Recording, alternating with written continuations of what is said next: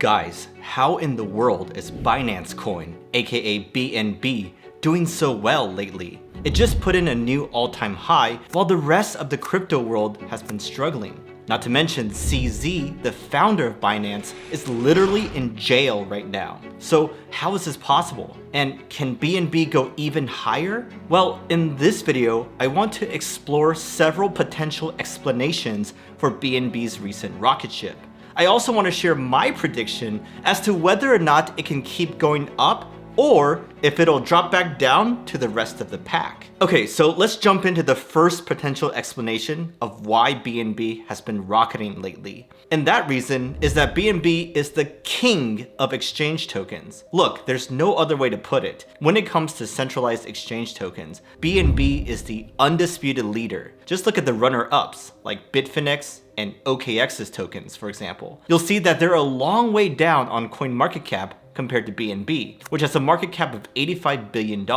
Its closest competitors are only worth around $5 billion and $2 billion, which are tiny in comparison. And heck, even a well-known exchange such as KuCoin has a token which is below the 1 billion mark. So BNB's closest competitors, well, they're not even close. And trust me, I know that Base has been gaining a ton of traction lately, but Coinbase has not given us any indication that they'll launch a token for that chain. So that means that for now, Binance really stands alone in this exchange coin category. Plus, anyone who's ever studied business before knows that winners usually keep on winning. So with Binance so far ahead of its competition, it's looking like a solid coin to buy if you want exposure to this sector. But you know what? Maybe the reason for Binance's rise has nothing to do with it being a sector leader. Maybe it has to do with its stellar tokenomics instead. If you've watched any of my videos in the past, then you'll know that I'm super big on tokenomics. I even put out a video recently about the predatory VC tokenomics that's killing our bags. Now, I'm not going to rehash all of that here, but the point is that there's a big problem with how altcoin tokenomics are designed these days. Most of them have a super low market cap, but it's deceiving because most of their tokens are not yet circulating, which is why we should be looking at their fully diluted valuations, or FDVs, instead. But with Binance's BNB, you don't have to worry about any of that. Because in an era where most projects have relentless selling pressure due to token unlocks and supply inflation, BNB really stands out with their constantly decreasing supply. When BNB was launched back in 2017, Binance made the commitment to remove half of its total supply through an ongoing burning process. They're only about halfway there, but it's consistently trending in the right direction as they burn more and more tokens from the fees that they collect. This slow and continuous burn is quite powerful because it reduces the total supply, and that may actually increase the demand for the token as investors who care about tokenomics pile in to the project. Now, the other thing that Binance deserves credit for is the way that they're tackling this high FDV predatory tokenomics problem head on. How are they doing that? Well, they're doing so by making some careful changes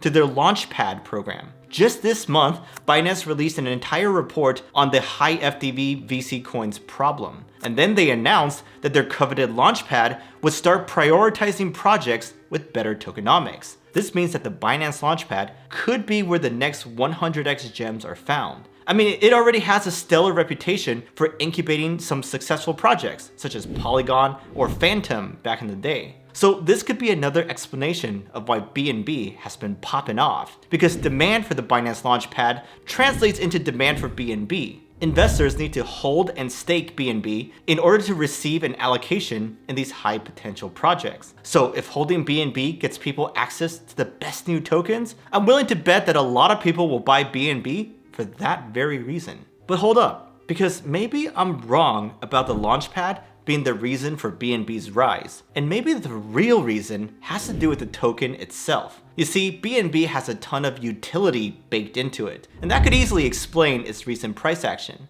There's so many utility tokens out there these days, but I'm willing to bet that very few of them we would actually want to use. But that's not the case for BNB, as it gives Binance traders a big reduction on fees when they use it on the exchange. Like, imagine saving 25% on every trade you make. That was the discount that they were giving before, and that adds up quite quickly. And then furthermore, BNB can be used to make payments at merchant stores with Binance Pay, and BNB stakers are also prioritized for their new hodler airdrop program. So with so many practical use cases, BNB is not just a speculative asset, but a functional tool that provides benefits for the 200 million users on Binance. And that's why it should be no surprise that the token is crushing it. But actually, I am missing one key utility that's quite important. And that's the fact that BNB is used to pay for gas fees on their own blockchain, the BNB chain. You see, the BNB chain is quite freaking popular. Their total value locked has increased by 54% in 2024 alone. This shows that new projects are deciding to launch on their chain and that investors are willing to hold assets on their chain as well. Also, some of the most popular dApps out there are native to the BNB chain, like PancakeSwap, for example, which does almost $2 billion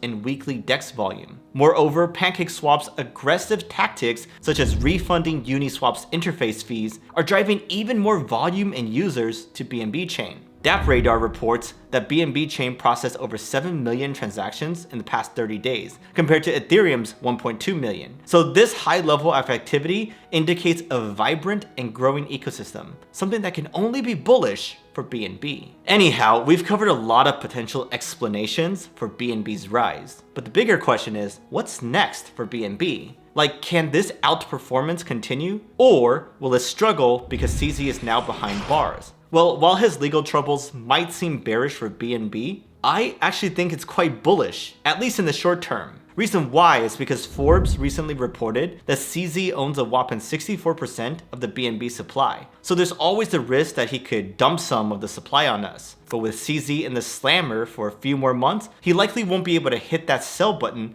for a while longer. That means way less selling pressure on BNB and a better price performance as a result. But anyways, that's just my theory. What do you think about all this? Do you think that BNB will continue dominating the crypto space? Let me know in the comments below.